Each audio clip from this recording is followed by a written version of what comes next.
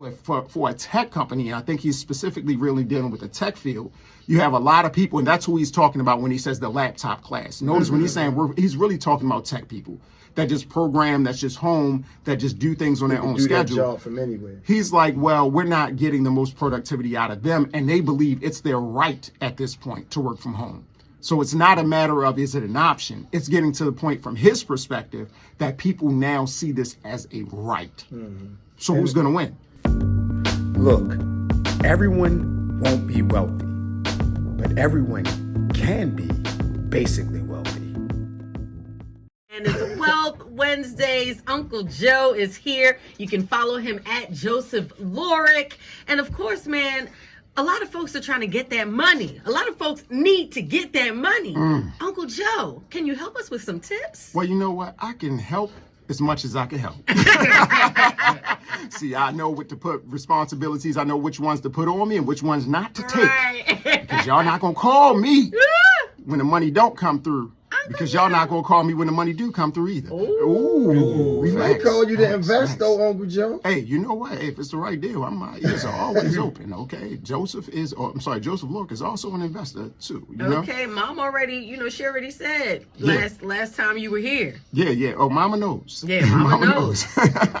But look, today, speaking about wealth, we're going to talk about someone that is tied to wealth and some of the statements that they made. And I'm speaking specifically about Mr. Elon Musk. Ooh, okay. Mr. Elon Musk was on CNBC yesterday doing an interview, and he was speaking about several things. Of course, it's companies that he owns, which is Twitter, which is Tesla, and over the past few years, he's spoken openly about wanting his employees to come back to work and leave there. A lot of people were remote working since the pandemic. Right. And he's more about having everyone in the office, which has been controversial. But yesterday he made a statement which kind of moved people a little bit because it spoke about it in a different way. Quoting him, he said, "The laptop class is living in la-la land over work from home." Basically saying that they are delusional, and came up with the new phrase, the laptop class, speaking for those who work from home. He was saying that working from home and believing that you should always do so is also spitting in the face almost. He didn't say that word, but he's saying of those who have to go in and work, saying that basically you deserve to work from home, while the others who have to show up because of their manual job or whatever, they don't deserve that right. And he's kind of trying to separate the two. So he's making those statements. And before we get into our opinions about his statements and remote work itself, I do want to talk about remote work and where we are today. Because we make a lot of statements. Some of us believe, more than half of us work remote from home. No, that's not the case. Many people believe that there are tons of jobs out there that are remote. Yes, there are more out today than before, but they still don't dominate the workforce in the job fields. But some of the stats I'm going to throw out. Number one, this first one is based on the New York Times survey. It said that 12% of workers are working fully remote, about 12%, and 28% are hybrid. So you do have a lot more that do some type of mixed schedule, going some days, work from home other days. A McKinsey survey about 25,000 in the spring of 2022 said, or some of the results said, that 87% of those surveyed would accept a remote work option. So they would accept if offered. 87% of 25,000 people said if you gave them the chance to work from home in some way, they would accept. But on the flip side of that, when it comes to the business side, Microsoft did a study, and their new study says that 85% of business leaders are not confident in employees being productive while remote working. And that same survey also said 49% of managers, that was business leaders, but specifically managers, struggle with trusting that employees are going to get the job done and not defraud working while they're working from home. Because we have ways to, get over the systems that have been put out there. They have monitors to see if you're on your laptop, and you see people be like, well, you just move the mouse a couple times. You could put a screenshot of yourself, a video of yourself looping, just moving around. It's people find ways to get over to seem like they're more productive than what they are. But obviously you have two sides of this argument. The business side, the managers who are like, you know what, we're not really getting the productivity that we need. And the employees saying, look, this option is this is the standard. This should become the standard of the workforce in 2023 and moving forward. And I want to know what you guys feel about the remote, the benefits, the, kind of what's not good about remote. How do you guys feel, whether you're talking from the manager's perspective or even from an employee's perspective? Well, go ahead. I would say for both parties, it should come down to production and productivity. If the workers are producing like they should, and here's the thing, even though people can trick it, the end result does not lie. Right. If you have a certain task and a job to do and it's not done, I don't care what you put in front of the monitor or how you trick the camera to make it think, that's going to come out in the end. And so it should really be boiled down to that. If people are more productive in a more relaxed environment, then they should be afforded to do that, and it's better for the company. Okay. And if they're not, then they have to answer for that as well. Interesting. What do you think, Erica? I mean, I think, the ideal kind of compromise, especially post-COVID, for a lot of people have been hybrid, for people that can be hybrid, because, of course, there are people that have to be out and hands-on and work hands-on.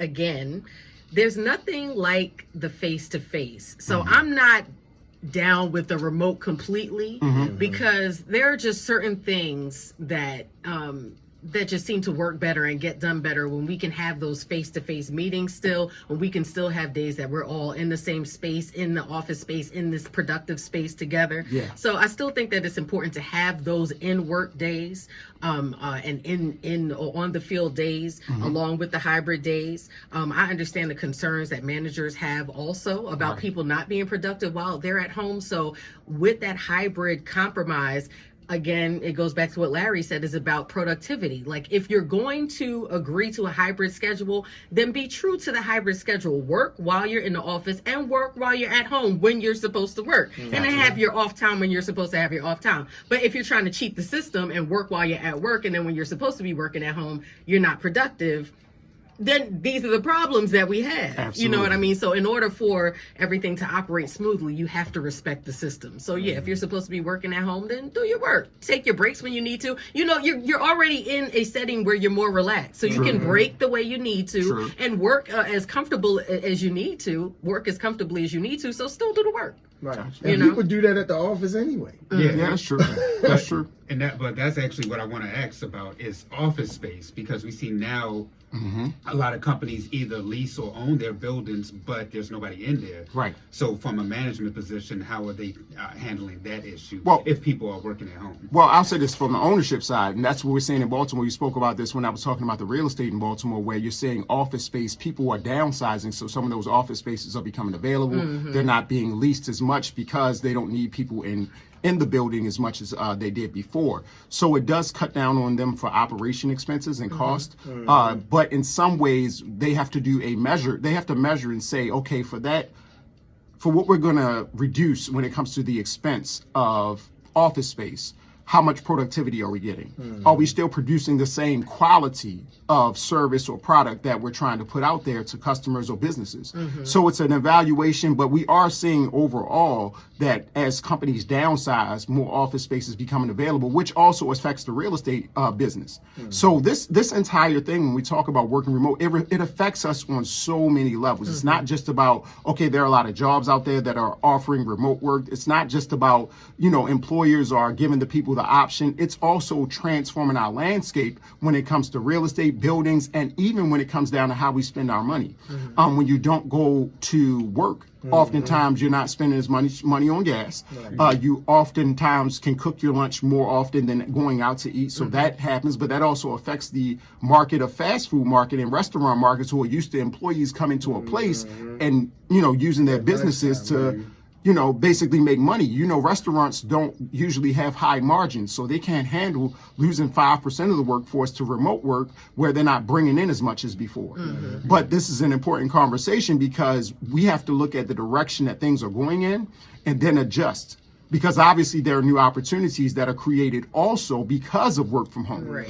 You actually have more people that hire nannies and people to come watch their kids while they're working from home. So you would think, yeah, I'm working from home, the kids are here, but they're still being distracted. So you have more people that actually hire out people to just spend time with their kids, and they can monitor what's happening because the kid is home. So they feel safer about someone else watching their kids because they're also present, but they get the privacy that they need, and they get the time they need. The other thing is you have to be a very disciplined person when you work from home. Yeah. You have to know that about yourself. Yes. Absolutely. And if you know you're not a disciplined person, you need someone to be breathing down your back. You might just need to go into work You and get need that to go check. to work. And then what happens too, a lot of people, because they got to work from home, they were looking forward to going in the office because they got bored being at home, or they didn't necessarily like being at home that much. Even the social aspect, missing the social aspect. So it's a lot of factors at play. Yeah, I can tell you this is my background. I worked before the pandemic, okay?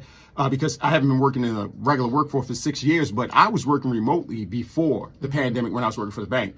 And of course, I didn't start that way. I started being in the office, and then I had the opportunity to get a remote job, which was great. I mean, but I'm very disciplined, so it worked out for me. I would get up early. I was running reports.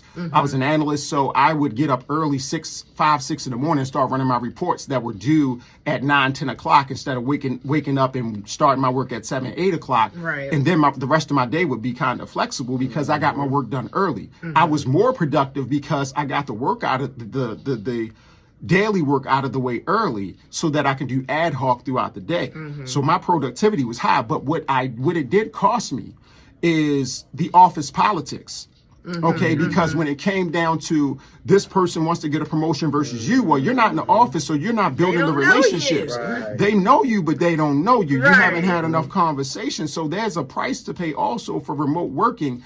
And even though some employers are trying to encourage bringing people back into the office like once a quarter, once a month for like, just some type of event that brings people in so you can see faces, nothing can replace, as you were saying, Erica, the face-to-face daily basis, seeing with somebody, building with somebody. And another aspect that's being affected is people are not being properly trained.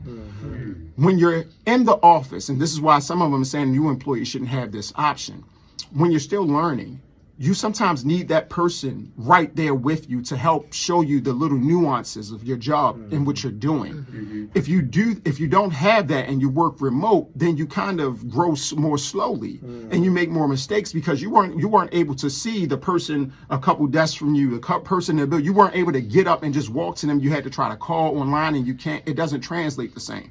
So they were also noticing the manager side that people were developing their skills a little more slowly if they were newer to the field, where the best remote workers were the veterans. The people that were seniors, the people that had been doing the job for so long, but you also needed them in the office to connect with the people that were inexperienced. So all of these issues come about when you try to usher in a new way of working. But when it comes to your wealth, what you have to pay attention to is which way is going to win. Okay, so when you want to set yourself up for getting a certain type of job in the future, you want to set yourself up for building a business that kind of caters to this new environment. You need to see who's winning this race. Elon Musk and some business owners, they're going to want to say, we want the old school way. But obviously, just like with tech, and he should know because he's a tech person, once things change, once you open Pandora's box, you're going to have a certain percentage of the workforce that can justifiably work from home. And I was really surprised that he took that stance because of his background with tech. Yeah, but it's about the dollar.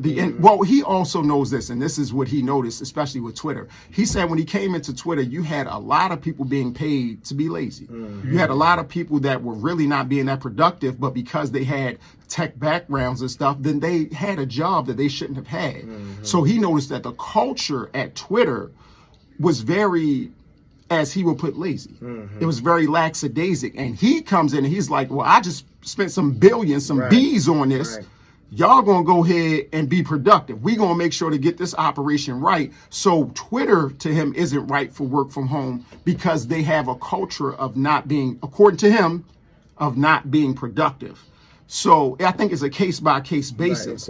Tesla, obviously, a lot of his employees, when it comes to manufacturing the vehicles, of course, you have to be in person to do that part.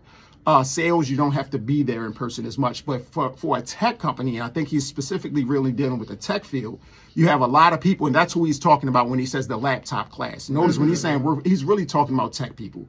that just program, that's just home, that just do things on their own do schedule. that job from anywhere. He's like, well, we're not getting the most productivity out of them, and they believe it's their right at this point to work from home. So it's not a matter of is it an option? It's getting to the point from his perspective that people now see this as a right. So who's going to win?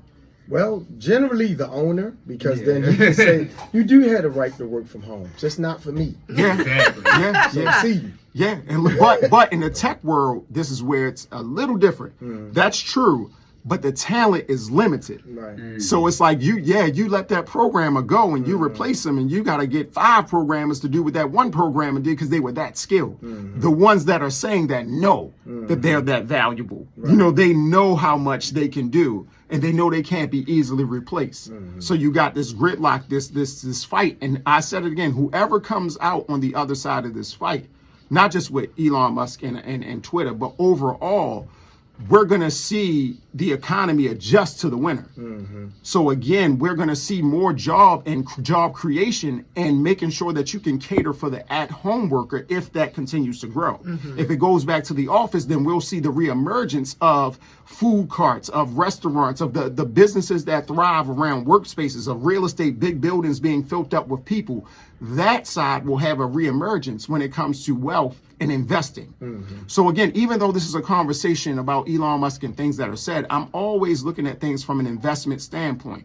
What direction are we going? Because if you tie yourself to the next wave, you make money. If you tie yourself to the last wave, you lose money chasing the next wave because you ain't on it. You're either on the wave or you're not. And I would say my biggest advice and piece of advice as a person that talks to you guys about wealth is always look for the next wave. And if you see it, don't hesitate, just jump on it. Absolutely. And keeping the kids in mind too, just the need for tech, engineering, drones. Yes. And drone operators. Yes. I mean, the need is growing every day. And as invested as we are in tech just as a world at this point, it's crazy to think that you would be at a shortage for tech people. Hey, you look at the public school system. That's all I'm gonna say. But that's why they were recruiting people from India and other countries. Yeah, we need to be training our children in mass, you know? So would you say then, just to quickly go off what you're saying, that our school system, you know how you said you would have trade schools, right? Should tech be considered a part as a trade, not just as you got to go get your college degree? Because tech, when it comes to coding, all these things, you don't have to have a college degree if you know how to do it. Right. Now, sometimes that is the barrier to entry, but it is, you have the skill, It's a trade. So should we look at adding that trade more often to our public schools, even those with college curriculums, because it gives you that option? You can make money on your way to school. You can make money while you're in school if you can code now. Oh, go ahead. It's just with the way that times are changing. You think about back in the day when it was home economics and shop class, right? I mean, now is the day where it's like tech and drones and even things like, you know, credit and money management that should be implemented. The real things that kids need to know to really learn how to survive in this world. But, you know, that's a whole nother can of worms, okay? So I'm not going there. But just keeping it simple to what you're saying, just taking it back to the old school days of when they would have the boys in shop class and girls in home economics or whatever. Yeah, these kids need to be in tech classes and drone instruction classes and engineering classes, definitely. Yeah, I have a friend who actually does that kind of work. He teaches it in IT. And he started out, you know, kind of like what they call grandfathered in. He didn't have a whole lot of formal education with it. He just was good at it, and he was able to parlay that. Now, at some point, you're going to have to get these certifications. You know, you're always going to have to have a piece of paper to keep the man. And these kids can get certified at 16, right? Yes. They can do it. Drone pilot, yep. Like my daughter, we can hand her anything that's technical, and she can figure it out. We're like, hey, I need you to set up my remote or set up the TV. Or the kids almost come ingrained with this kind of knowledge. So it definitely, we kind of already are there. It's just a matter of them legitimizing it, and you always got to do that because that's how they reject some people. Once you have a bunch of people who know how to do something, you got to kind of make the window smaller. And they do that with the paperwork. You got to have this certification. You got to have that certification. Right. Well, then I'll say this then. I'll add this point. maybe we should look at tech like people used to look at farming. You know, when it came to families, when it came to raising your kids to be able to work on the farm, maybe we need to see AI, we need to see the tech field as the farm. And let's raise our kids to be able to do it. Because there's one thing to put the responsibility on the school, but there's a lot that we can just do. Right. So then we have to balance, is this really the schools? It would be nice if the schools did it. Yeah. But as Erica was saying, if there's a class out there for certification, you can pay and have your child get certified, and that had nothing to do with the school, and they're qualified to make a certain amount of money. Right. Just like back in the day, you know, to learn how to farm, they took them on a farm, they showed them how to work, they gave them the opportunity. You could go to school, but you could farm, you know how to make money and go to school. Right. With tech, maybe tech is farming. And some of the laziest parents have already started.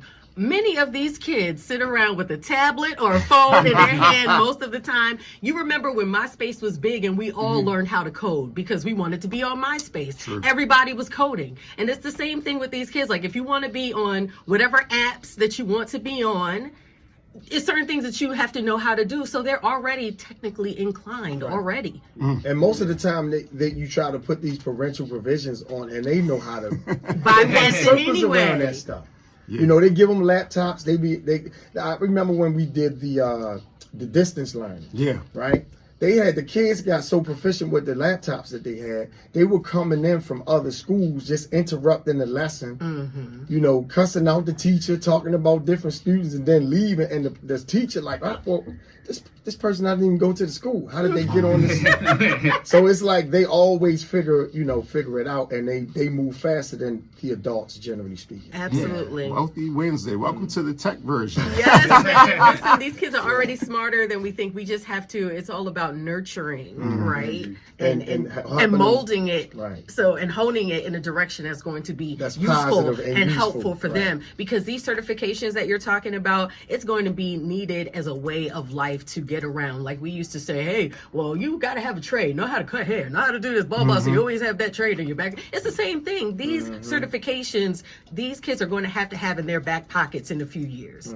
Just to say that they know how to do it. Because we're going to be droning grocery deliveries and all types of things. And I mean, everything is becoming, more computerized because you go on the Royal Farms, no one checks you out. You go in the market nowadays, you might see 2 or 3 cashiers. Everything is automated. yeah. Yeah. And what from that change, what opportunities are created?